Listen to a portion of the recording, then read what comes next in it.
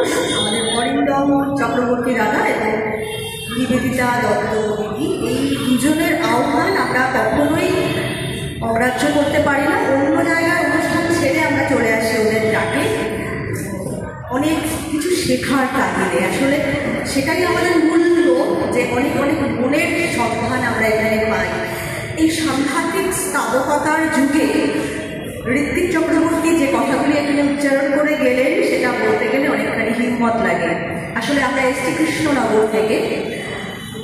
কৃষ্ণনগর কবি ভারতচন্দ্র রায় গুণাকরের শহর, কবি দ্বিজেন্দ্রলাল রায়ের শহর।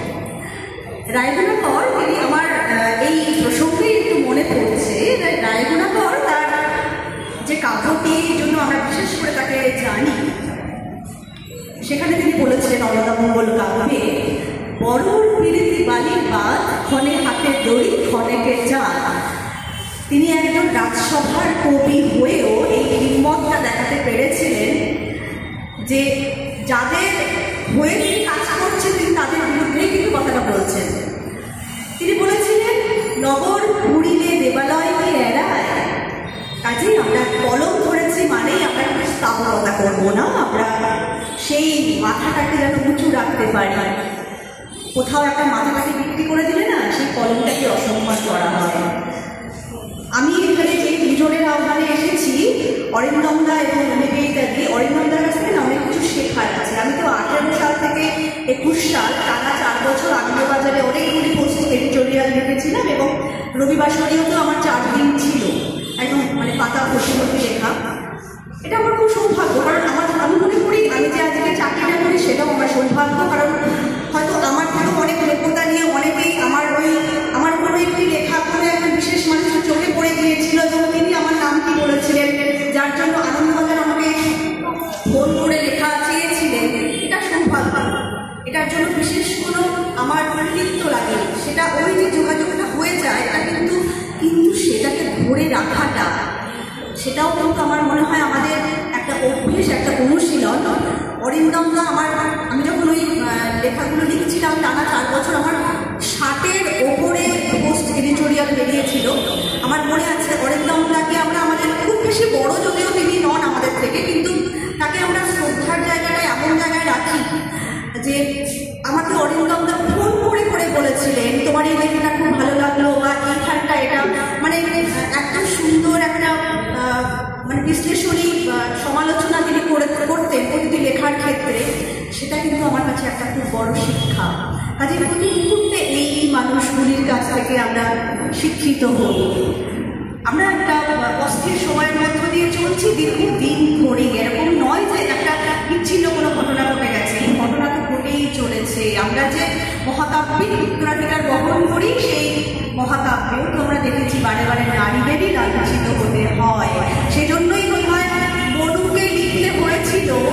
আমরা মনুকে অনেক সময় দোষারোপ করি, আমি অনেক জায়গাতে বলতে যাই, তো সেখানে আমি নিজেও অনেক সময় মনুকে আক্রমণ করে বলেছি, কিন্তু মনুর সময়টা আলাদা ছিল। তাকে ওটা বলতে হয়েছিল, পিতা রক্ষতি কৌমারে ভট্টা রক্ষতি যৌবনে রক্ষতি সবিরে পুত্রা না স্ত্রী স্বতন্ত্র মহারানী। সেই সময়টা ছিল, কিন্তু এখনো কেন আমরা সেখান থেকে বেরোতে পারছি না? এখনো কেন নারীদের পজেশন নিতে হয় একজন পুরুষকে?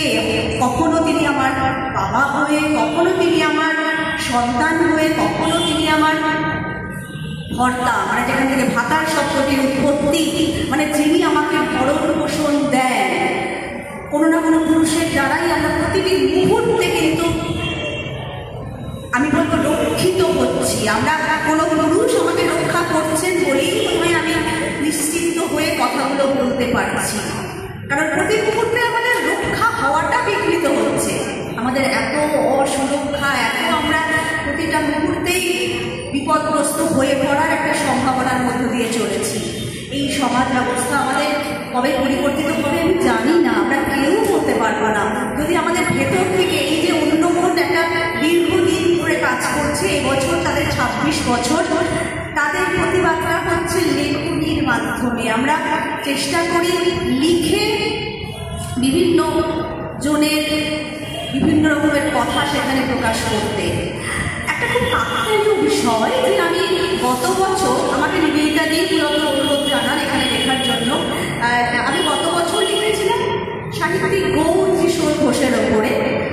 সে বছর তার 100 বছর ছিল। আমি শুরু করেছিলাম লেখাটি সাগিদা মাহাতো একটি ছবি আমি ছোটবেলায় দেখেছিলাম, যার কাহিনীকার গৌর কিশোর ঘোষ, সেই ছবিটির উল্লেখ করে এবং যার পরিচালনা করেছিলেন তপন সিংহ।